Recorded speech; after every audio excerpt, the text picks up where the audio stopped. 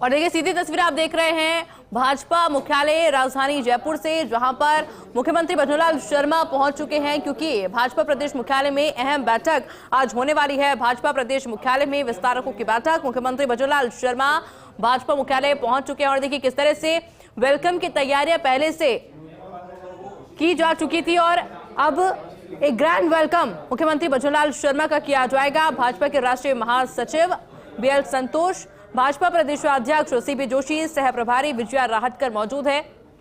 इसके अलावा कई दिग्गज चेहरे इस बैठक में मौजूद रहने वाले हैं। उप मुख्यमंत्री दिया कुमारी भी बैठक में शामिल रहेंगी। बैठक के सभी विधानसभा क्षेत्रों के विस्तारक शामिल होंगे, जिनसे मुख्यमंत्री भजनलाल शर्मा खुद बातचीत करेंगे, फीडबैक लेंगे और उसके बाद आगे की रणनीति, आगे की स्ट्रैटेजी क्या कुछ रहने वाली है उसको लेकर भी चर्चा की जाएगी। पर उससे पहले ये सीधी तस्वीरें भाजपा कार्यालय से, जो कि सबसे पहले आप फर्स्ट इंडिया पर देख पा रहे हैं। मुख्यमंत्री भजनलाल शर्मा पहुंच चुके हैं और सुरक्षा के लिहाज से सुबह से ही तैयारी की गई थी। भाजपा मुख्यालय के आसपास बैरिकेडिंग लगाई गई थी और इंतजार किया जा रहा था कि प्रदेश के मुखिया कब पहुंचेंगे। और ये तस्वीरें आप देख पा रहे हैं जहां अंदर पहुंच गए हैं मुख्यमंत्री भजनलाल शर्मा और अब से कुछ देर में ही बैठक शुरू हो जाएगी। मेरे साथ सहयोगी विनोद सिंह चौहान भी जुड़ चुके हैं। विनोद, क्या कुछ जानकारी भी वहां से? बिल्कुल, देखिए मुख्यमंत्री भजनलाल शर्मा बैठक में शरीक होने के लिए पहुंचे हैं। बैठक चल रही है, बैठक का तीसरा सत्र चल रहा है। लंच से पहले जो 2 सत्र हुए थे उनमें लोकसभा चुनाव में हार के कारण पूछे गए थे सभी विस्तारकों से, और आज विस्तारक समापन बैठक है जिसमें दोनों डिप्टी सीएम मौजूद हैं।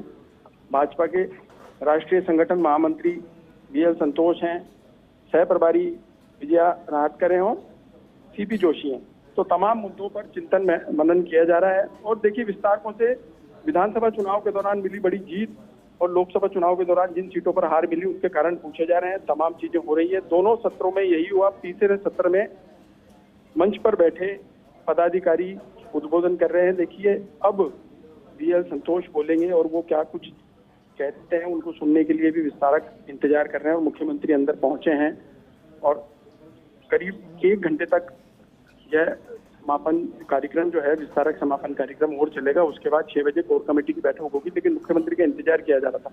जिस तरीके से 2 से 2:30 बजे उनके आने का कार्यक्रम था, तो इंतजार इस बात के लिए किया जा रहा था कि मुख्यमंत्री को भी सुनना चाहते हैं विस्तारक जो समापन में आए हैं।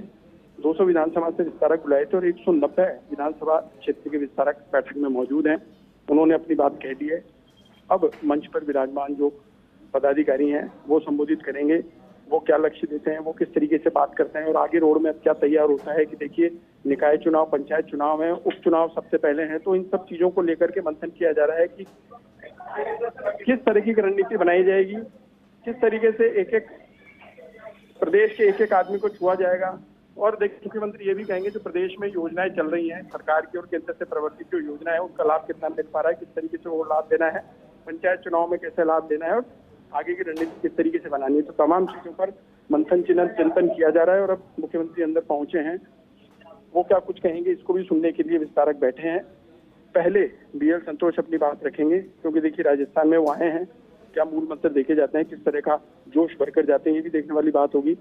और मुख्यमंत्री भी उसके बाद अपना संबोधन दे सकते हैं। जी बिल्कुल विनोद जी, क्योंकि लगातार हम अंदर की तस्वीरें भी दर्शकों तक पहुंचा रहे हैं।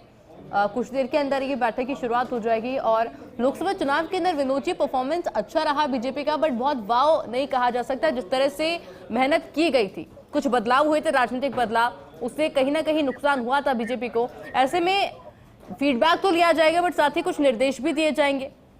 देखिए विस्तारकों से भी हमने बातचीत करी है। जब 2 सत्र होने के बाद विस्तारक कुछ बाहर आए थे तो उनसे बातचीत में उन्होंने कहा कि उनसे साफ तौर पर पूछा गया है कि हार के क्या कारण रहे। तो देखिए एक ही सबने कहा कि जातिगत समीकरण काफी हावी रहे।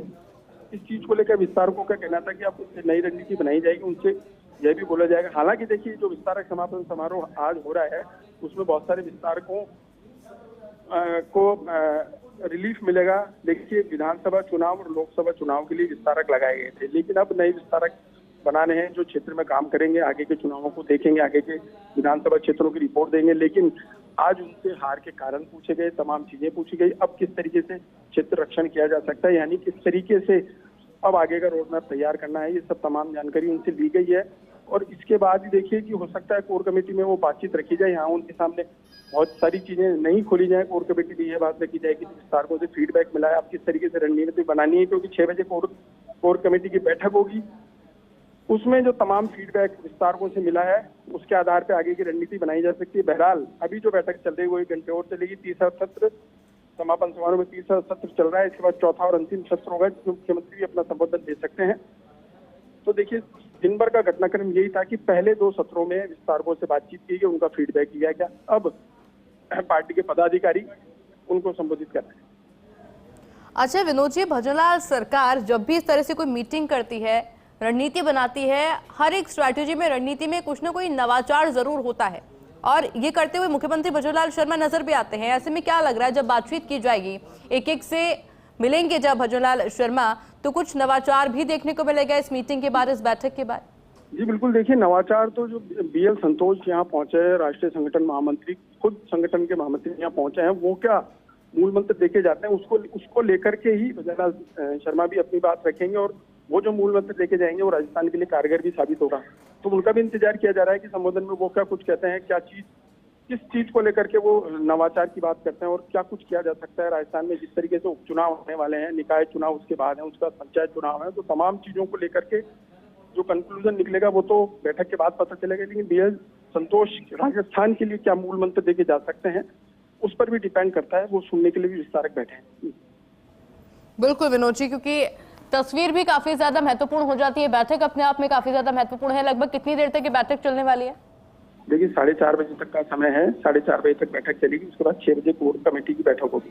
तो 4:30 बजे तक जिस तरीके से 2 बजे 2 सत्र हुए उसके बाद अब मुख्यमंत्री पहुंचे हैं, तमाम जो पदाधिकारी हैं वो संबोधित करेंगे, मुख्यमंत्री विस्तारकों को संबोधित करेंगे। तो बैठक 4:30 बजे तक का समय बताया जा रहा है जी। अच्छा विनोद जी, अभी आप बातचीत कर रहे थे विस्तारकों से, क्या कुछ खास आपको समझ में आया उनसे बातचीत में?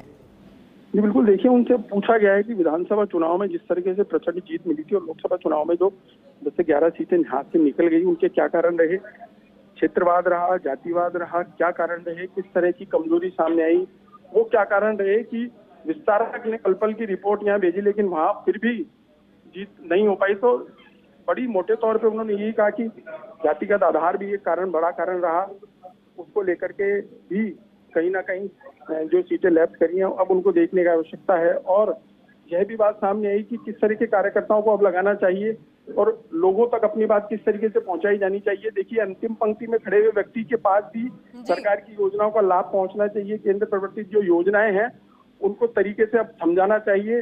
तमाम चीजें भजनलाल सरकार नवाचार करती आ रही है, लेकिन अब इस बात को लेकर के बातचीत की जा रही है विस्तारकों से कि और क्या बेहतर हो सकता है। उनके सुझाव को इसलिए लिया जा रहा है कि वो सुझाव काफी महत्वपूर्ण है। देखिए इन सीटों पर बिल्कुल विनोद जी, लगातार अपडेट इस बातों को लेकर आपसे लेते रहेंगे। फिलहाल के लिए बहुत बहुत शुक्रिया।